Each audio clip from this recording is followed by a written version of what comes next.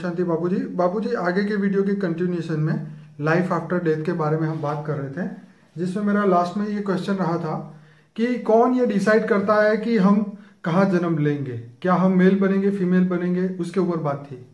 देखो, सूक्ष्म जगत में जी कई ऐसे साधु संत महात्मा बैठे हैं, वो गाइडलाइन देते हैं तुम्हें, राइट, कि तुम्हारा कर्मों का हिसाब कितना इतना बाकी है, कर्मों का हिसाब किताब इतना बाकी है, तो तू मनुष्य आत्मा ऐसी बन, लूले लंगड़े बन, ये बन ये बन। तो कोई गरीब के यहाँ जन्म लेता है और बहुत पावरफुल आत्मा है, पैसे वाली आत्मा, अच्छी स्टेज है, तो उसको बोलता है तू पैसे वाला बनना और पैसे वाला बनकर पैसा कमाकर अच्छा कार्य करना, ठीक है, तो पैसे वाले के यहाँ जन्म लेते हैं। तो डायरेक्शन सूक्ष्म जगत वाले देते हैं। पहले चित्रगुप्त के यहाँ होता, दरबार लगता था, कहाँ जन्म लेना, मगर ये सब खत्म हो गया। नहीं, मेल बनना या फीमेल बनना, अगर ऐसा, वो तो आत्मा के ऊपर आधार होता है।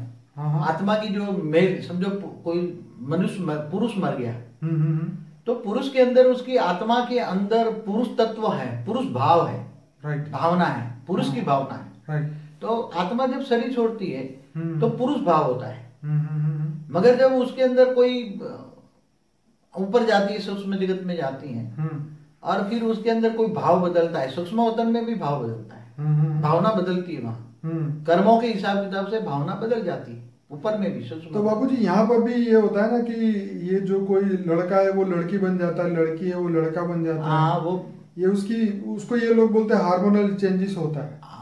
देखो, हार्मोन बनते कैसे, पहला ही समझो। पुरुष के हार्मोन और स्त्री के हार्मोन में क्या डिफरेंस होता है? उसकी आत्मा के हिसाब से, आत्मा में जो भावना पड़ी है कि मैं पुरुष हूँ, क्या है, भाव है ना, पुरुष भाव है, राइट। तो पुरुष भाव से उसकी बॉडी के अंदर हार्मोन्स बनते हैं, राइट। उसके सूक्ष्म शरीर, कारण शरीर से सूक्ष्म शरीर बनता है। तो सूक्ष्म शरीर में भाव पड़ा कि मैं पुरुष हूँ, तो जब आत्मा जन्म लेती तब उसके अंदर, गर्भ के अंदर ही पुरुष, स्त्री या पुरुष अंदर गर्भ में ही बनता है, तो वो अगले जन्म का भाव लेकर आती है। मगर मुझे ज्यादातर ये पता है कि जब ज्यादातर 99% में तो जब पुरुष होता है, पुरुष ही जन्मता है, और स्त्री जन्मता है। मैंने ऊपर में ऐसे भाव बदलते हुए बहुत कम देखे, रेयर केस होते हैं ऐसे जो, और इसलिए यहाँ हॉर्मोन्स बदल के वाली, मगर एक हॉर्मोन्स बदलने वाली बात बताऊं मैं आपको, मैंने जो देखी, अनुभव की है समाधि अवस्था में, कि जो हॉर्मोन्स बदलने वाली जो जन्मी है पुरुष, बरोबर, मगर उसके अंदर छोटी सी उम्र में या 5 साल 10 साल में अंदर कोई स्त्री तत्व वाली आत्मा अंदर कोई घुसी है, उसने प्रवेश किया है, राइट, है पुरुष वाली आत्मा है, जन्म लिया पुरुष ने, पुरुष शरीर है, मगर उसके अंदर स्त्री तत्व वाली आत्मा ने कोई प्रवेश किया, भूत प्रेत ने प्रवेश किया, तो उसकी आत्मा में भाव बिगड़ जाता है, इम्बैलेंस हो जाता है। तो कभी पुरुष भाव आ जाता है, कभी स्त्री भाव आ जाता है, तो फिर बाद में धीरे धीरे वो भूत प्रेत प्रवेश करके पूरी बॉडी को कंट्रोल कर लेता है, तो परमानेंटली स्त्री भाव आ जाता है, और स्त्री भाव में आकर वो सारी ये सब चेंज कराता है सब। चलिए बाबूजी, ये तो हो गई बात। अब हम बात करेंगे कि जो मृतात्मा, जो जिस आत्मा की मृत्यु हो गई है उसको मृतात्मा बोला जाता है, उसके पीछे की हुई प्रार्थना क्या सफल होती है? क्या पिंडदान, नारायण बलि जो आप बोलते हैं, ये सब सफल होता है उसके पीछे? ये एक्चुअली देखा हूं तो ये भारत के हिंदू शास्त्रों में जो फिलोसॉफियां हैं, जो शास्त्रों में जो बात लिखी गई है, पहले 100% सच थी। भारत के शास्त्र 100% सच थे, चाहे कोई भी शास्त्र हो, वेद हो, उपनिषद हो, पुराण हो, उसको तुम नकार नहीं सकते, ठीक है। मगर पहले जो बातें थी, अब हर कोई चीज बदल गई, राइट। पहले आप देखो, भारत के अंदर आज से 5000 साल पहले केवल आदि, मतलब हिंदू फिलोसॉफी थी, राइट। हिंदू शास्त्र को ही मानने वाले थे, राइट। मगर धीरे धीरे अनेक धर्म आए, अनेक मतांतर आते गए, राइट। और हिंदू धीरे धीरे फिलोसॉफी, जो हिंदू फिलोसॉफी है, राइट, वो धीरे धीरे बहुत कम रह गई ना। हाँ, तो अब जो दूसरे जो धर्म वाले, जैसे क्रिश्चियन, मुसलमान या दूसरे धर्म वाले, बौद्ध दूसरे, ये तो हिंदू फिलोसॉफी को नहीं मानते, नारायण बनी को भी नहीं मानेंगे। हाँ, वो तो उनको पता ही नहीं, नहीं, कोई भी हो, राइट। तो नारायण बनी में क्या होता है, कोई तुम्हारा पूर्वज है या कोई तुम्हारे घर में बैठा हुआ है पूर्वज, तो कहते हैं कि उसकी नारायण बलि चलाओ, तो वो गंगा के किनारे या कोई भी अच्छी नदी के किनारे जाकर वहां उसकी विधि करते हैं, और विधि करते वो आत्मा को तृप्त, अपने पूर्वज को तृप्त करने के लिए प्रोसेस होती है, विधि होती है, विधि माना प्रोसेस। पर ये क्या सफल होती है, ये एक बड़ा क्वेश्चन। एक्चुअली एक बात बताऊं, समय के हिसाब से सब कुछ बदलता जाता है। अगर वो आत्मा ने कहीं और ही जन्म ले लिया है तो कैसे उसको होगा? देखो, एक बात बताऊं, नहीं, जो जिस नारायण बलि के विधि करते हैं या कहीं भी करते हैं, कोई भी प्रक्रिया की, उसके पीछे प्रार्थना भी की। मैं किसकी करते हैं पहले तो एक बात बताऊं कि जब आत्मा शरीर छोड़ देती है तो 13वीं करते हैं। क्या करते हैं? 13वीं। उसको बोले थे तू सबको खाना खिलाया जाता है, सबको खाना खिलाते हैं। राइट। या 12वीं करते हैं तो ब्राह्मण को दान दिया जाता है। ठीक है।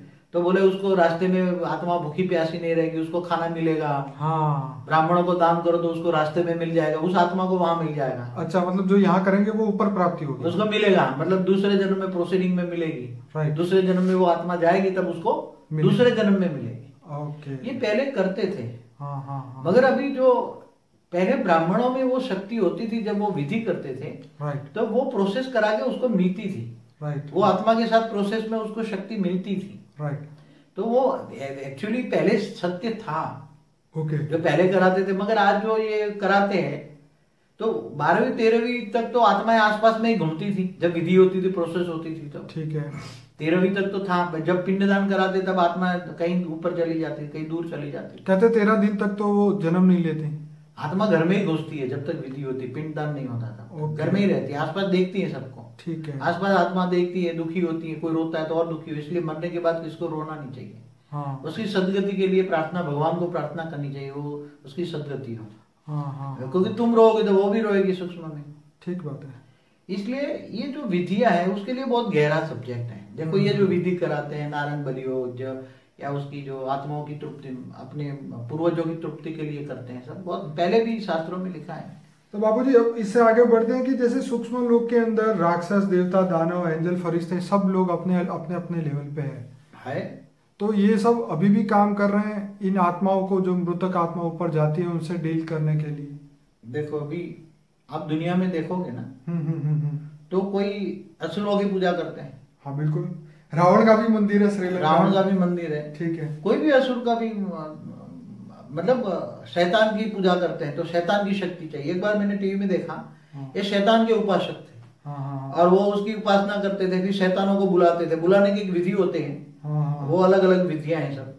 शैतानों को बुलाते हैं और बोले मुझे शैतानों की शक्ति चाहिए, जो कहते हैं ड्रैक्युला। तो क्या है, शैतानों की शक्ति है। तो ये शैतानों की जो आह्वान करते हैं, तो शैतानों ऊपर जो सूक्ष्म जगत में, जैसे वो ज्यादा ऊपर नहीं जा सकते, मगर 500,000 किलोमीटर से ज्यादा ऊपर नहीं जा, उसका साम्राज्य 500 से 1000 किलोमीटर के बीच में बहुत बड़ा साम्राज्य है शैतानों का। ओके। और वो जब शैतानों में, जब आत्माएं कोई भी प्रोसेस में ऊपर जाती है तो पहले शैतान पकड़ते हैं। इसलिए जब अच्छी आत्मा है तो सीधी 2000 किलोमीटर ऊपर में इमर्ज होती, नीचे तक नहीं इमर्ज होती। ओके। अच्छी आत्माओं को यहाँ प्रोसेस में लाते हैं, बोले नहीं तो शैतान पकड़ लेंगे, इसलिए सीधी 2000-3000 किलोमीटर ऊपर उसको इमर्ज करते हैं। ठीक है। तो ये शैतानों का साम्राज्य, जैसे स्थूल जगत में असुर भी हैं, मनुष्य भी हैं। तो बाबूजी ऊपर ऐसे पकड़ने वाले भी है, तो जैसे बचाने वाले भी तो होंगे वहां पे। मगर एक लेयर्स होता है, हर जगह लेयर्स में अलग अलग अच्छे भी हैं, बुरे भी हैं। जैसे धरती पर अच्छे भी हैं, बुरे भी हैं, ऐसे सूक्ष्म में भी है। मगर बहुत अच्छे ऊपर चले जाओ, 1000-2000 किलोमीटर के ऊपर, तो आत्माओं की स्टेज बदल जाती है। क्या बदल जाती है? आत्माओं की स्टेज बदल जाती है। जैसे ऊपर चले जाओगे, जैसे धीरे धीरे ऊपर चले जाओगे, ऐसे ऐसे आत्मा निसंकल्प बनेगी। आत्मा की स्टेज अच्छी बनेगी, पॉजिटिव, तब तो ऊपर जा पाएगा ना, नहीं तो आत्मा ऊपर जा ही नहीं पाएगी। आत्मा में पावर कैसे आएगी? आत्मा अच्छी बनेगी, अच्छी सोच होगी, पॉजिटिव सोच होगी, आत्मा त्याग तपस्या करेगी, परमात्मा को याद करेगी, तब आत्मा में पावर आएगी। तब 2000 किलोमीटर, 3000, 4000 किलोमीटर ऊपर जाएगा ना। और जैसे जैसे ऊपर जाती है तो आत्मा की सोच बदल जाती है, आत्मा पॉजिटिव हो जाती है। तो जो पिशाच वाले जो है ना, ये ज्यादा से ज्यादा 1000 किलोमीटर जा सकते, इससे ऊपर नहीं जा सकते, ज्यादा से ज्यादा पिशाची। और वो ऊपर बैठे बैठे नीचे की आत्माओं को, उसके जो चेले चपाटे यहाँ है, भूत प्रेत की आत्मा, इनकी जो चेले चपाटे हैं, ये यहाँ उल्टा काम करा के बलि कराते हैं। बलि कराने वाली आत्माएं कौन है? क्या कोई मनुष्य को मनुष्य करने वाला क्या देवता कहेगा? बाबूजी मैं एक बार टीवी देख रहा था, जैसे आपने बोला वो बिल्कुल सही है। टीवी नहीं, यूट्यूब में मैं देख रहा था कि टीबी जोशुआ का जो एक इंटरव्यू था, जिसके अंदर वो आत्मा को वो भगाता है, तो वो अपना एक्सपीरियंस बताती है। तो उसने बोला कि वो आत्मा है, वो समुंदर से आई थी, समुंदर से आई थी या रेड सी से आई थी, ऐसी ऐसी बातें वो बोल रही थी। तो क्या ये सब बात सही होती है? समुद्र, हाँ, तो समुद्र में रहने वाली भी आत्माएं होती, ऊपर में रहती, समुद्र के अंदर नहीं रहती। ओके। समुद्र के ऊपरी भाग में रहती है। तो वहां से आएगी। कोई पहाड़ में रहती, कोई गुफाओं में रहती, कोई मंदिर में रहती, कोई मस्जिद में रहती है। हाँ, कोई जंगलों में भी आत्माएं रहकर तपस्या करती हैं। सूक्ष्म भूत प्रेत जो है जंगलों में मंदिर इसलिए बनाते थे कि जहाँ मरने के बाद आत्मा मंदिर में जाकर त्याग तपस्या करे, इसलिए मंदिर में भी जाकर बहुत त्याग तपस्या करती हैं आत्माएं। तो बाबूजी क्या ये मृतात्माओं को बुलाना डेंजर होता है? एक्चुअली जो किसी भी आत्मा जो होती है उसको मृतात्मा को बुलाओगे तो अच्छी भी होगी तो बुरी भी होगी। हाँ, वो तो जैसा कैरेक्टर धरती पे होगा वैसा ही तो होगा। अगर तुम अच्छी मगर अच्छी तो ज्यादातर होती नहीं तो ऊपर चली जाती, समझ में? तो वो आएगी कि नहीं आएगी बुलाने पे? जो 2000-3000 किलोमीटर ऊपर चली जाती है ना, 5000 किलोमीटर, वो नहीं आती है। लाख को भी कोशिश करो, वो आएगी नहीं। नहीं आएगी। क्यों? क्योंकि वो इतने ऊपर इतनी, इसलिए ऐसी आत्माओं को डिस्टर्ब नहीं करना चाहिए। और तो सुन तो लगी, तुम्हारी प्रोसेस करोगे तो आत्मा के वो आत्मा जिनका नाम से तुम बुलाते हो, आह्वान करते हो, उसकी आत्मा तक तो तुम्हारे आवाज पहुंच जाती है। ठीक है, मगर वो नहीं आएगी, वो बोले मुझे नहीं जाना नीचे। बराबर। इसलिए किसी भी आत्मा हो, चाहे पिशाच हो, चाहे भूत प्रेत हो, चाहे किसी भी, बुलाना नहीं चाहिए। क्योंकि नेगेटिव आत्माएं आ गई और किसी में प्रवेश कर गई तो फिर उसको निकालने के लिए बहुत भारी होता है। पिशाच को निकालने के लिए कितना वो उसको सजा देते, शरीर पे मारते हैं, पीटते हैं, गरम गरम लोहे का क्या करते देते हैं, क्योंकि अंदर अंदर आत्मा छिप जाती है। भूत प्रेत अंदर घुस जाए, उसको आत्मा नहीं कहेंगे, भूत प्रेत कहेंगे हमेशा। आत्मा मत बोला करो, ऐसे को आत्मा नहीं कहेंगे। जो आत्मा परमात्मा को जानती है वो आत्मा तो ऊपर चली जाती है, भूत प्रेत ही यहाँ धरती पर रहता है। इसलिए इसको हम जीवात्मा बोल सकते हैं। जीवात्मा कहो, जीव भी ना कहो, जीव भी अच्छी आत्मा है, दुख नहीं देता उसको जीव कहेंगे, बाकी भूत प्रेत कहो। ओके, ऐसी आत्मा जो है मायावी है, दुख देने वाली है, उसको भूत प्रेत कहते हैं। तो बाबूजी ये जो पुनर्जन्म परलोक की जो बुक है गीता प्रेस की, इसके अंदर भी बहुत सारी ऐसी घटनाएं लिखी हुई है। पत्थर मारने वाले प्रेत होते हैं, ये होता है, मतलब अमेजिंग है। मैं अगर ये बातें करूंगा यहाँ पे तो बातें लंबी हो जाएगी। मेरे 100 घंटे का वीडियो बनेगा अगर परलोक पुनर्जन्म। तो ये हमारे भारतीय शास्त्रों में जो लिखा है। हाँ। तो क्या होता है, कितने 5000 साल वाली आत्मा है, 5000 10 साल झाड़ में बैठी रही, ऊपर बैठी रही, सब कुछ बहुत आत्मा है सब। तो बाबूजी ऐसा कौन है जो मनुष्य को परमात्मा के नजदीक जाने से रोकता है?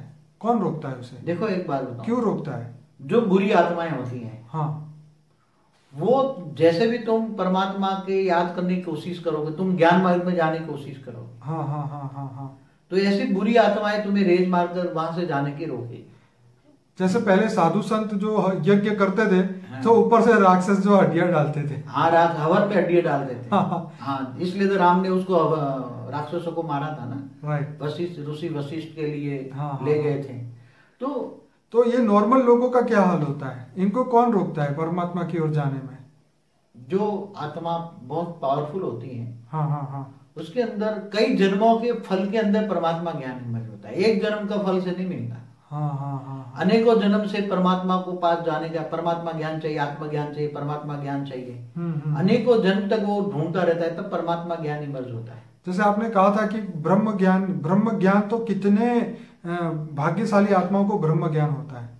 देखो, ब्रह्म ज्ञान इमर्ज करना, मनुष्य आत्माएं कई जन्म लेती हैं तब ब्रह्म ज्ञान तक पहुंचती हैं। और फिर ब्रह्म ज्ञानी आत्मा जब जीवन को अंतिम जन्म में जीवन धारण करती है, तो बहुत ऊपर के लेवल में इमर्ज होती है। बीच में नहीं, सीधी आत्मा बिंदी बन जाती है। क्या बन जाती है? आत्मा बिंदी बन जाती है। हाँ, सूक्ष्म शरीर नहीं होता। सूक्ष्म शरीर के बजाय ब्रह्म ज्ञानी निराकार को याद करते। क्या है? ब्रह्म ज्ञानी को पता है, जैसे ज्योतिर्लिंग होता है, शिव निराकार होता है ना परमधाम में, ऐसे वो ब्रह्म ज्ञानी शिव निराकार को याद करते हैं। तो जैसे ही उसको पता है कि मैं प्रोसेस में जाऊंगा, सूक्ष्म शरीर निकाल के जाऊंगा तो मुझे बेहिसाब समय लगेगा, और बीच में सूक्ष्म में पहले तो असुर मिलेंगे मेरे को, तो मुझे ऊपर जाने नहीं देंगे, रोक लेंगे, फिर मुझे परेशान करेंगे। इसलिए जो ब्रह्म ज्ञानी होता है, अंतमतीसो गति में निराकारी आत्मा निराकार को शरीर धारण करती है, निराकारी स्टेज को धारण करती आत्मा। क्या? उसका सूक्ष्म शरीर नहीं होता।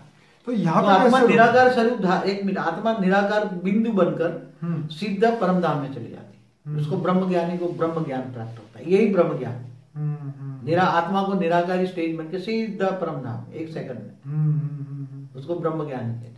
तो बापूजी, यहाँ पे जो मनुष्य को ये परमात्मा की ओर जाने में जो रोकते हैं, जैसे उनके ही रिलेटिव है, जैसे कृष्ण ने भी बोला ना कि कौन जिएगा कौन मरेगा तेरी समस्या नहीं है। लेकिन आजकल समस्या यही है कि कोई अच्छा काम करने जाता है तो सब उसके रिलेटिव ही उसको बोलते हैं ये कहाँ फंस गया, ये क्या कर रहा है, ये कर रहा है। तो ये उसको रोकने वाले क्यों आ जाते हैं बीच में?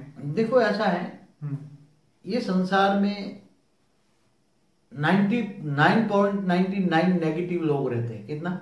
ओके। नेगेटिव लोग रहते हैं, मायावी लोग रहते हैं। इसलिए कोई अच्छा कार्य करने जाओ। आज भी तो तुम्हारे आज जो ज्ञान चल रहा है, जो जितने भी दुनिया पर जो ज्ञान चल रहा है, उससे ऊपर का तुम ज्ञान दोगे, परम ज्ञान दोगे तुम। और जो किताबों में नहीं लिखा है, जो परम ज्ञान है वो किताबों में नहीं लिखा। परम ज्ञान कोई दे नहीं सकता, ना लिख सकता है। ठीक है, बिल्कुल। जैसे वेद व्यास ने जो लिखा, वेद उपनिषद पुराण जो भी लिखा, ठीक है, मगर वो अपनी दिव्य दृष्टि से लिखा। राइट। मगर परम ज्ञान तो कोई लिखा नहीं सकता। राइट। तो अगर तुम परम ज्ञान, परम सत्य ज्ञान दोगे तो ये धरती पर रहने वाले अपोज करोगे। इसलिए कोई अच्छा कार्य करने वाला आत्मा को कोई सहयोग नहीं कर रहा, मगर सूक्ष्म जगत वाली नेगेटिव आत्मा है, जब कोई अच्छा कार्य करने के लिए जो सोचता है, तो उसको संकल्प पकड़ने वाली आसपास में आत्माएं बैठी होती है ना, घर में ही बैठी, भूत प्रेत तो बैठे हैं। राइट। तो वही भूत प्रेत घर में जो बैठे हैं उसको ही कार्य अच्छा नहीं करने देंगे। और स्थूल जगत में भी जिनके देह और देह के संबंधी उसको अपोज करेंगे, उसको कार्य नहीं करने देंगे, क्योंकि वो उसको समझ नहीं पाएंगे। उसकी आत्मा की कैटेगरी एकदम डाउन है, जो देह और देह के संबंधी है ना। इसलिए तो गीता में क्या बोला, तू मुझको देह और देह के सर्व संबंध भूलकर आत्मस्वरूप बन, मुझ परमात्मा को याद कर, मैं तेरे सब पापों का विनाश कर दूंगा। इसलिए देह और देह के एक कई जगह तो गीता में भी बोला है, तेरे सबसे दुश्मन कौन है? जो अर्जुन को ज्ञान दिया क्या बोले, जो सामने तेरे जो खड़े हैं देह और देह के संबंधी गुरु, भीष्म पितामह जो खड़े हैं, ये सभी ये जिंदा लाशें हैं। क्या है? जिंदा। तू उसको मार डाल। इसलिए कई जगह भी बोला है तुम्हारे सबसे बड़े दुश्मन कौन है? देह और देह के संबंधी। क्योंकि अच्छा कार्य करेंगे तो नहीं, तुम्हें करने भी नहीं देंगे, बीच में विघन डालेंगे। इसलिए देह और देह के सर्व संबंध भूलना ही है उनको। कोई हमें सहयोग दे या ना दे, हमें देखना नहीं है। राइट। इसलिए लोकलाज को पहले त्यागना है। जो अच्छा कार्य करता है ना, उसको ये पहले पता होता है कि मुझे गालियां देंगे लोग। समझे? जब सत्य होता है तो परम सत्य हमेशा कड़वा होता है। क्या होता है? तो इसलिए जो परम सत्य को जानने वाला है, परम सत्य को करने वाला है, उसको दुनिया भर की गालियां खानी पड़ती है, पत्थर खाने पड़ते हैं। इसलिए अच्छा कोई उसको सहयोग नहीं देंगे। हाँ, वो एक जगह मैंने पढ़ा भी था फेसबुक में कि झूठ बोलने वाले तो चिल्ला चिल्ला के बोलते हैं, और सच बोलने वाले तो उसके पास कोई होता ही नहीं है। देखो, असत्य की दुनिया में सत्य बोलना आजकल बहुत कड़वा है। चलिए बाबूजी आगे बढ़ते हैं। जैसे घोर पाप करने वाले, जो बुरे विचार वाले, बुरी आदतें वाले, नशीले चीज से जो भरे हुए जो लोग हैं, जो इन सब चीजों का सेवन करते हैं, वो मनुष्य, उनके सूक्ष्म देह पर क्या असर होता है? हाँ, तो ऐसे जैसे कोई भी, जैसे मैं बताऊं, नशा करने वाले, बीड़ी पीने वाले, सिगरेट पीने वाले, उसका जो सूक्ष्म शरीर है, उसमें जो वायु तत्व का शरीर है, वो बिल्कुल डैमेज हो जाता है। इसलिए जब वो मर जाता है आत्मा, तो उसके जो धूम्रपान करने वाले या जो भी हैं, केवल मनुष्य जन्म में जहाँ कैंसर होता है, तो कैंसर हो जाता है ना, तो उसका कैंसर का जहां जहां भी पोर्शन होता है, वो सूक्ष्म सेल डिस्चार्ज हो जाते हैं।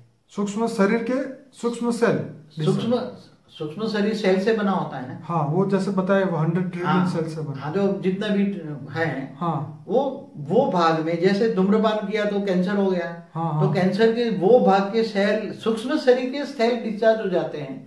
देखो, हमारा स्थूल शरीर के अंदर सूक्ष्म शरीर कहाँ होता है? हाँ, ये बताइए, बहुत इंपॉर्टेंट। जैसे स्थूल शरीर होता है, जैसे एक सेल है हमारा, ठीक है, हमारा स्थूल शरीर का एक सेल है, ठीक है, वो जल मिट्टी से बना है, ठीक है, और उसके अंदर सूक्ष्म शरीर है। कितना? एक सेल के अंदर सूक्ष्म है। जल मिट्टी के एक सेल के अंदर वायु और अग्नि का और आकाश का एक सेल है। ओके, जैसे वो बोलते हैं ना, न्यूक्लियस के अंदर इलेक्ट्रॉन, प्रोटॉन। हाँ, जैसे ऐसे होता है, 3 लेयर्स होते हैं, बीच में न्यूट्रॉन, उसके ऊपर प्रोटॉन और उसके ऊपर इलेक्ट्रॉन। ऐसे अंदर जल और मिट्टी वाला सेल, उसके अंदर वायु और अग्नि वाला सेल, और उसके अंदर आकाश। जो आकाश है, ये बीच वाला सेल है। सेल को तुम एटम कह लो, हमारा एक सेल को एटम कह लो। तो एटम में जो आकाश तत्व है, वो न्यूट्रॉन है, बैलेंस रखता है। न्यूट्रॉन माना बैलेंस रखता है, ठीक है, जोड़ के रखता है, ठीक है।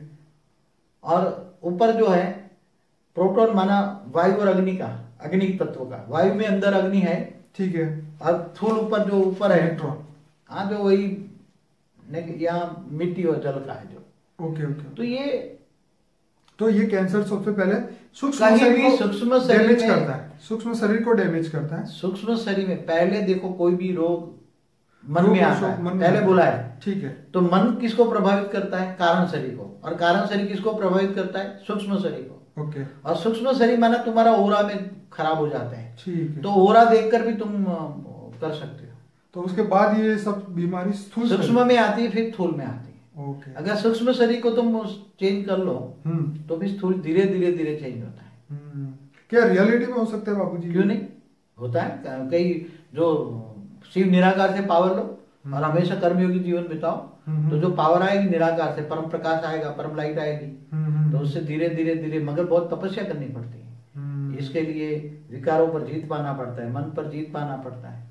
तो धीरे धीरे धीरे सूक्ष्म शरीर कायदे, नियम है, प्रिंसिपल है, प्रिंसिपल ऑफ नेचुरल लॉ है। मतलब जैसे ये पूरा हुआ ऐसे ही वो अच्छा हो सकता है। हाँ, नेगेटिव सोच से, नेगेटिव मतलब परमात्मा से दूरी हुई और तुम्हारे ये सब संगत में पड़े और सूक्ष्म शरीर डिस्चार्ज हुआ, स्थूल शरीर खराब हुआ, वैसे ही परमात्मा का संग लगेगा, उसका रंग आएगा, पावर आएगा, सूक्ष्म शरीर चार्ज होगा, स्थूल शरीर ठीक हो जाएगा।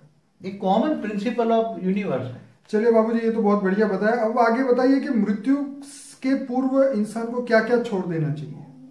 मैं तो कहता हूँ बचपन से ही सब कुछ सुधर जाना चाहिए। ये जो दुनिया की मायावी चीजें है ना, वो उसको बचपन से ही माँ बाप को बताना चाहिए कि दुनिया के बच्चे, ये दुनिया माया है। क्या है? टेम्पररी सा माया माना झूठी काया। शास्त्रों में बोले झूठी काया, ये झूठा शरीर है, असली शरीर नहीं है। असली शरीर तो परम तत्वों का है, जिसको कारण जगत में होता है, परम तत्वों का है। तुम फरिश्ता थे, याद कराना चाहिए। तो झूठी काया, झूठी माया, झूठा जग संसार, ये सारा संसार ही झूठा है। असली संसार कहाँ है? जो इन आंखों से दिखता है वो विनाशकारी है, जो नहीं दिखता वही परम सत्य है। तो अविनाशी दुनिया कहाँ है? अमर लोक कहाँ है? अविनाशी दुनिया मना अमर लोक।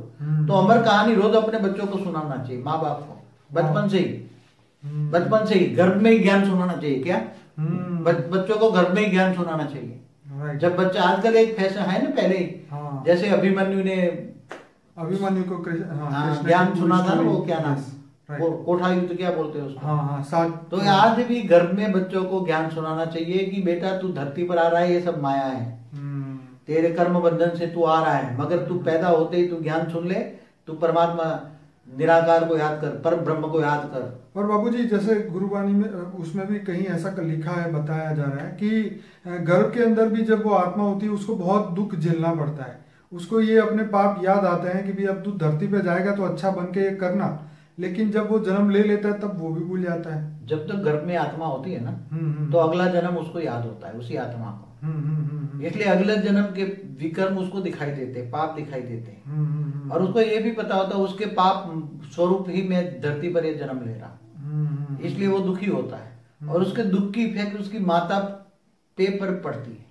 माता भी दुखी हो, मगर उसको माता को गीता ज्ञान पढ़े, अच्छा ज्ञान, परमात्मा को याद करे, तो माता की मन की इफेक्ट जो बच्चा है गर्भ में उस पर पड़ेगी, और उसका भी परमात्मा ज्ञान उसके अंदर इमर्ज होगा। तो बाबूजी ये ज्ञान योग से सूक्ष्म शरीर प्रकाशमान हो जाता है, क्या ये सिर्फ ऊपर जाके ही हो सकता है या धरती पे भी हो सकता है? देखो मैं बताऊं, उसके कितने लेयर्स होते हैं। हाँ।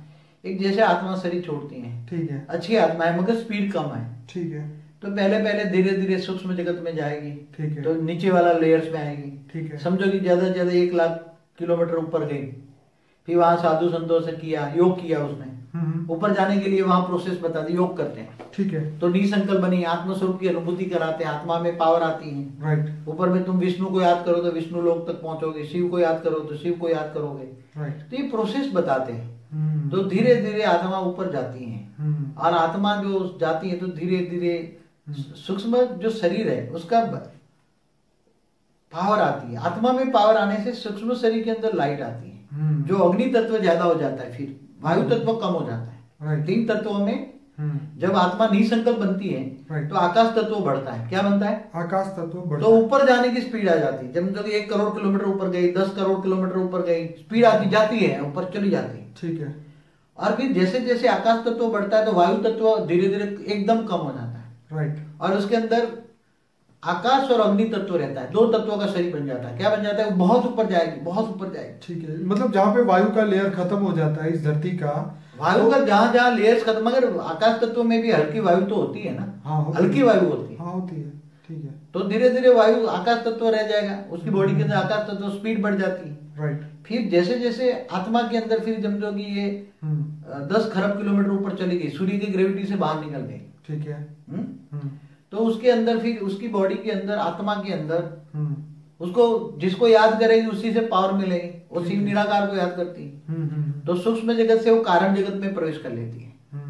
तो कारण जगत में प्रवेश कर लेती, तब उसके अंदर परम तत्व का शरीर होता है, राइट। उसका शरीर बदल जाता है, हर पल उसका शरीर बदलता जाता है, हर पल जितना ऊपर जाती है इतना शरीर बदलता जाता है। जैसे आत्मा की स्टेज बदलती है ऐसे उसके शरीर बदलते हैं, राइट।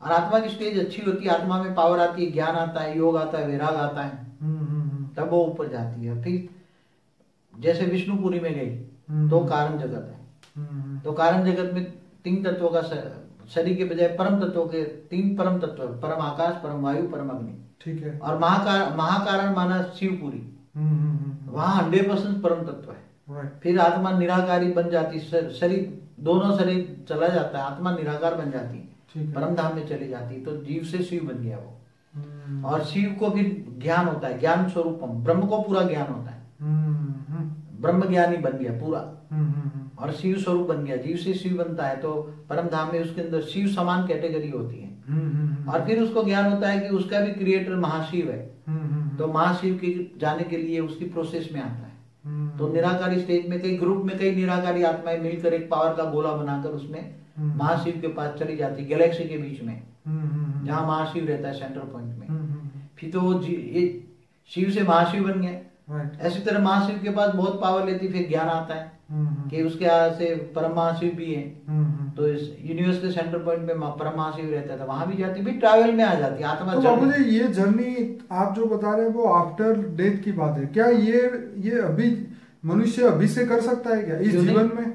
मैं बताऊं, हाँ, आत्मा के पास इतनी शक्ति है, अगर चाहे तो मनुष्य एक कर्म बंधन से छोड़कर आत्मस्वरूप में स्थित होकर रोज 8 घंटा आत्मस्वरूप में स्थित होकर प्रोसेस में है, शिव निराकार से पावर भी ले, या महाशिव से ले, या परम, अगर मगर डायरेक्ट ऑलमाइटी अथॉरिटी से ले, कई मल्टीवर्स का मालिक परम ऊंच से ऊंच परम धाम में निराकार है, उससे डायरेक्ट पावर ले, और ये भाव रखे कि मैं तुम्हारा ग्रेट ग्रेट ग्रैंड चाइल्ड हूँ, क्या हूँ, ये भाव रखे, अंदर भाव आना जरूरी है। बिल्कुल। तुम्हारा क्या रिलेशन है, रिलेशन के हिसाब से भाव आएगा कि तुम्हारा वो great great great grand father है, क्या है, तुम मेरे ग्रेट ग्रेट ग्रैंड फादर हो, तुम ऊंच से ऊंच परम धाम में रहते हो, तुम पावर हाउस हो, मुझे थोड़ा सा पावर दे दो, तो उसकी आत्मा में धीरे धीरे पावर आती जाएगी, और कर्मयोगी जीवन बिताए तो यही जन्म के अंदर सीधा ये ऊंच से ऊंच परम धाम में भी जा सकती।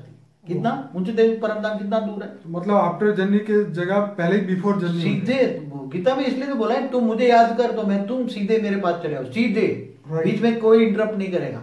वाह, ये तो बहुत वंडरफुल बात है। क्या बोला है गीता में, तुम मुझे याद कर तुम सीधे मेरे पास चले आओगे, ऊंच पद पाओगे, परम धाम, ऊंच से ऊंच परम धाम। वो तो क्योंकि कृष्ण को ज्ञान देने वाला ऑलमाइटी अथॉरिटी था, वो ऊंच से ऊंच परम धाम का, केवल परम धाम नहीं, महापरम धाम नहीं, ऊंच से ऊंच परम धाम का वासी। तो मतलब हम यहाँ पर मनुष्य होते हुए भी हम अपना सूक्ष्म शरीर को प्रकाशमान कर सकते हैं। हाँ, तो सूक्ष्म शरीर तो कारण जगत में जाओ तो आत्मा में हजारों सूर्य की रोशनी आती, आत्मस्वरूप, क्योंकि ये तुम्हारे विघ्न जो है ना कर्मों का हिसाब किताब खत्म हो जाता है। तो आत्मा जब अविनाशी बन जाती है, जब ब्रह्म स्वरूप बन जाती है, तो उसमें करोड़ों सूर्य की रोशनी होती है। तो बाबूजी इसी के साथ एक और भी क्वेश्चन था, इससे कनेक्टेड था, क्या परमात्मा लोगों की प्रार्थना भी सुनता है? डायरेक्ट परमात्मा किसकी सुने, तुम्हारी आवाज कैसे जाएगी, तुम क्या लाउड स्पीकर लगाने से सुनेगा?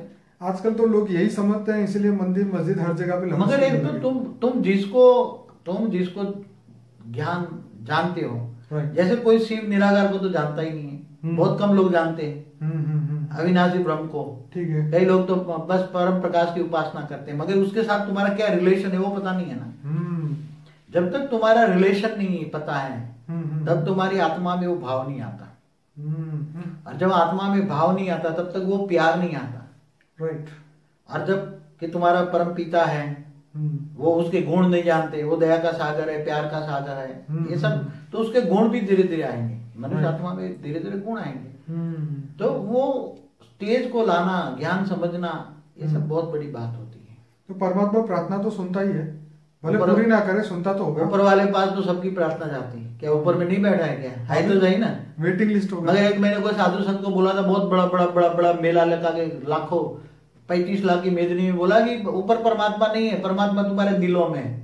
कितना गंदा झूठ बोल रहा है। एक बहुत बड़ा जो नामांकित साधु है, जिसको मैं नाम नहीं देना चाहूंगा, मगर अभी मैंने सुना टीवी में 35 लाख के सामने कहता है क्या कि परमात्मा ऊपर नहीं है, परमात्मा तुम्हारे दिल में। अरे तुम्हारे दिल में तो पाप भरा है, कहाँ परमात्मा पापी है क्या? कितना झूठ बोलते हैं लोग। क्या पापी? ये तो पापियों का भी पापी, साधु नहीं हुआ तो पापी हुआ। चलिए, लोगों को मिसगाइड भी ले जाता है। बोलो, हर एक की अपनी दृष्टि है। जैसे क्या लोग उल्टे रास्ते पर ले जाते हैं। बोले तुम्हारे दिलों में, दिल तो पापी है, दिल में तुम्हारे, अरे कहता आत्मा में है। ये कहता कि तुम्हारा आत्मा परमात्मा का अंश है, ये देता, ये ज्ञान देता। क्या ज्ञान देता? हाँ, ये ठीक है। नहीं, साधु संतों को भी ये कहना चाहिए कि तुम परमात्मा के अंश हो। ये बात तक ठीक है, ठीक है, मगर तुम्हारी आत्मा मैली हो गई है। क्या हो गई? आत्मा मैली हो, ये समझाना चाहिए। मगर तुम परमात्मा ऊपर में नहीं है, कोई नहीं है ऊपर में। ऊपर में परमात्मा कोई है ही नहीं, ऐसा बोलता है। तो ये तो गलत है ना। और तुम्हारे दिलों में परमात्मा है। अरे दिल तुम्हारा परमात्मा है। अरे आत्मा भी कहता ना तो हम तो भी मानते, मगर कितना लोगों को मिसगाइड करते हैं। मेरे को दुख होता है, दुनिया को मिसगाइड करने वाले यही है सब। चलिए, जिस दिन आपका वीडियो देखेंगे सब अक्ल अपने आप ही तो अपने आप ही आएंगे ऐसे। फिलहाल अब हम आगे बढ़ेंगे कि हम ये जानना चाहेंगे कि बाबूजी ये पागल और आधा पागल क्यों जन्म लेता है। शायद उसका जवाब आपने दे भी दिया है, तो इसके ऊपर ज्यादा हम चर्चा नहीं करेंगे, क्योंकि अब समझ आ गई है कि अगर आधा पागल या पागल से जन्म लेगा तो उसके पाप जल्दी कट जाएंगे। तो अब उसका हम ये सोचते हैं कि ये रियलिटी में स्वर्ग और नर्क है। क्यों? स्वर्ग ऊपर है, देवता ऊपर रहते थे, है। हाँ, तीसरा लोग है, इससे ऊपर भी ब्रह्मापुरी भी है, विष्णुपुरी भी है, शिवपुरी भी है, परमधाम भी है, सब कुछ है ऊपर। ओके, तो ये लोभी और लालची जो लोग हैं, तो वो क्या इसी लोक में रह जाते हैं? भूत प्रेत बनकर इसी लोक में रहेंगे, पापियों की लिस्ट वाले। बार बार बताया मैंने। चलिए, जैसे बाबूजी आप कह रहे हैं कि आत्मा परमात्मा बन सकती है, जैसे मनुष्य चीनी को खाए बिना अनुभव नहीं कर सकता, वैसे ही परमात्मा की दिव्य चेतना में विलीन हुए बिना उसका वो अनुभव नहीं कर सकता। ये बात भी सही है। अब मेरा बहुत इंपॉर्टेंट क्वेश्चन आ रहा है कि सूक्ष्म शरीर में ही सुख दुख होता है? एक्चुअली होता है कि सूक्ष्म शरीर के अंदर एक कारण शरीर होता है, ठीक है, जिसको मैं कहता हूँ यहाँ मनुष्य आत्माओं में आकाश तत्व का रिकॉर्डिंग होता है। कारण शरीर आकाश तत्व का रिकॉर्डिंग है। सूक्ष्म शरीर के अंदर जो आकाश तत्व का जो रिकॉर्डिंग है, उसको मैं कारण शरीर कहता हूँ। तो आकाश तत्व में जैसे कहते हैं ना आकाशीय रिकॉर्ड, तो सारे कर्मों का हिसाब किताब आकाश तत्व माना कारण शरीर में रिकॉर्ड होता है। देखिए बाबूजी, इस प्रश्न से कनेक्टेड एक और प्रश्न आगे था कि जैसे ऑपरेशन के समय पे एनेस्थीसिया का इंजेक्शन दिया जाता है, उसको बेहोश किया जाता है, तो कहते हैं कि उस समय स्थूल शरीर में से सूक्ष्म शरीर अलग हो जाता है, इसलिए उसके ऊपर कुछ भी सर्जरी में कोई भी होता है तो उसको दुख नहीं लगता। देखो ऐसा है, आप उसके ऊपर जरा डिटेल में समझाइए। ये जो बेहोश करने वाली दवाई ज्यादा लग जाए जी, कभी कभी रेयर केस में, तो वो सूक्ष्म शरीर है ना, अंदर रह नहीं सकता। ठीक है, स्थूल शरीर के अंदर बेहोश करने वाली शक्ति ज्यादा आ जाए तो सूक्ष्म शरीर रेयर केस में होता है, बहुत बहुत रेयर केस में। ठीक है, तो सूक्ष्म शरीर बाहर निकलता है, फिर सब देखता है, कभी कभी ऊपर भी चला जाता है। क्या ये बात सही है? सही है। कभी कभी देखते हैं कि सूक्ष्म शरीर बाहर निकला, फिर ऊपर को चला गया, ऊपर होल देखा, वो होल देखा, दूर दूर तक चला गया, फिर वहां कोई ऊपर ने कोई धर्मराज जैसा देखा, उसने बोला जा अभी तेरा पाप बाकी नीचे आ जाए। ऐसे अलग अलग ओपिनियन बताते हैं, एक्सपीरियंस बताते हैं। तो बाबूजी, हम अपना सूक्ष्म शरीर को लाखों माइल दूर भी भेज सकते हैं? मनुष्य आत्माओं का सूक्ष्म शरीर नहीं निकल सकता इतना। ओके। जो ऋषि मुनि योगी होते हैं, हाँ, उनके अंदर आत्माओं में बहुत शक्ति होती है। स्थूल शरीर से अंदर से सूक्ष्म शरीर निकालने के लिए कई बहुत यौगिक विधि है। जैसे बाबूजी, आपका एक वीडियो है एस्ट्रल ट्रैवलिंग करके, उसके अंदर आपने पूरा अपना लाइफ का एक्सपीरियंस बताया, लेकिन मैं यहाँ ये जानना चाहता हूँ कि जैसे एक जगह पे ऐसा मैंने पढ़ा था कि नींद जब हमें आती है तो हमारा जो सूक्ष्म शरीर है वो स्थूल शरीर से अलग हो जाता है। अगर जिनका नहीं होता उनको नींद नहीं आती। और क्या ये सब सच है, ये सब बातें? ये सब गोरी बकवास है। क्योंकि जब आत्मा सो जाती है, जब मनुष्य सो जाता है, तो उसमें उसका स्थूल शरीर जैसे काम करने का बंद करता है ना, राइट, तो उसका सूक्ष्म शरीर भी अंदर ही सो जाता है, निष्क्रिय हो जाता है। ओके। जैसे स्थूल शरीर को थकावट लग जाती है तो आराम चाहिए ना, ऐसी तरह सूक्ष्म स्थूल शरीर थक जाता है तो सूक्ष्म शरीर भी थकावट जाता है, तो सूक्ष्म शरीर वो सो जाता है। तो जो मन थक जाता है, जैसे हम बोलते हैं कि हाथ थक गए, टेंशन हो गया, तो मन नहीं थक जाता? तो ये क्या सूक्ष्म शरीर थक जाता है? मन का कारण शरीर, मन के हिसाब से बना वो कारण शरीर थक जाता है। ओके। तो वो सूक्ष्म शरीर डिफेक्ट होता है, तो स्थूल शरीर डिफेक्ट होता है। तो वो सो जाता है, बाहर नहीं निकल सकता। सूक्ष्म शरीर को बाहर निकालने के लिए तो बड़े बड़े ऋषि मुनि कई जन्मों तक तपस्या करते हैं, तब थूल से सूक्ष्म शरीर बाहर निकालने की विधि जानते हैं, बहुत प्रयोग करते हैं, तब जाके करते हैं। ऐसा नहीं होता।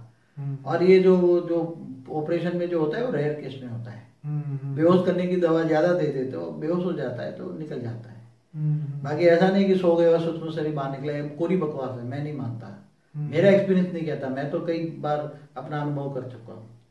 चलिए बाबूजी, ये तो सब बात अब हमें समझ में आ गई, पर अब ये है कि अब इस आत्मा को जब ये सब ज्ञान हो गया, जीवन का, मृत्यु का, पुनर्जन्म का, पुण्य का, पाप का, हर चीज का मनुष्य को धीरे धीरे जब ज्ञान होने लगता है, तो वो यही चाहता है कि मैं जब भी मेरा शरीर छूटे तो सीधा जैसे उद्वगति की ओर जाए और परम धाम में सीधा हम पहुंच जाए। तो ऐसे कई लोग सोचते हैं, लेकिन क्या करना चाहिए उसके लिए वो काम उसको नहीं पता होता है। वो उसके बारे में बताइए। देखो, एक तो हर एक कोई जो पावरफुल आत्मा है, ये धर्म नाच जात भेद से परे ऊपर उठकर एक ऑलमाइटी अथॉरिटी को ढूंढिए। हमारे सारे वीडियो योग की विधि है वो सुनिए, ठीक है। और ऊंचते ऊंच परमात्मा है जिनको हम ऑलमाइटी अथॉरिटी कहते हैं, ठीक है। बेहद के अनंत कोटि ब्रह्मांडों का क्रिएटर है, बेहद के अनंत कोटि ब्रह्मांडों को चलाने वाला है। तो ऐसे ऑलमाइटी अथॉरिटी को याद कीजिए और एक भाव लाजिए, वो मेरा पूरा वीडियो देखिए और उसको जानिए, मानिए और उससे योग लिए, डायरेक्ट पावर लीजिए। तो आपका ये जन्म नहीं, अगले जन्म भी तुम सीधे ऊंचते ऊंच परमधाम में चले जाओ, इसकी गारंटी मैं लेता हूँ। इसलिए सब ये धर्म नाच जा से परे चले जाओ। ये जो उससे ये दुनिया का जो परम ज्ञान है, परम ज्ञान लो। ये जो आज धरती पर जो जितने भी वेद शास्त्र है, इससे परे का ज्ञान, परम ज्ञान लो। क्या ज्ञान? परम ज्ञान जो मैंने वीडियो में दिखाया है। परम ज्ञान से उच्च ऑलमाइटी अथॉरिटी को जानो, बेहद के विश्व के बाप को जानो, बेहद का बाप को जानो, बेहद के विश्व के क्रिएटर को जानो, बेहद का विश्व कितना बड़ा है वो जानो। बाबूजी, कई लोग ज्ञान नहीं सुनना चाहते, वो कहते सिर्फ योग सिखाओ। योग तो भाई है कि एक सोच है, ज्ञान के बिना। एक बात बताऊं, हाँ, सीधी तुम डॉक्टरी पढ़ाई पढ़े बिना बोलता है मेरे को सीधी सर्जरी करने दो, तो ये तो बकवास की बात है। ऐसे लोगों को हमें एंट्री नहीं देना है। पूरा पहला सब्जेक्ट है ज्ञान। पहला सब्जेक्ट जब ज्ञान आएगा, आत्मा परमात्मा वर्ल्ड ड्रामा, कैसे योग करना, योग की विधि क्या है, जब तक तुम ऑलमाइटी को नहीं जानोगे, कहाँ रहता है, क्या करता है, उसके क्या गुण धर्म क्या है। इसलिए भगवान किसी को भी देखो, गीता में कहा है ना, मैं जप तप ध्यान योग से नहीं मिलता। क्या बोला?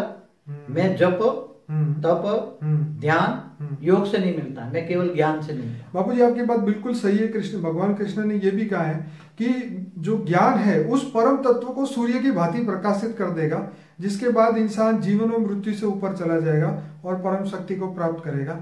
ऐसा महाभारत के 74 नंबर के एपिसोड में 10वीं मिनट की लाइन पे ये बात बताई गई है। अच्छा बाबूजी, बहुत बहुत धन्यवाद आपका, आपने बहुत अच्छा हमें दिया।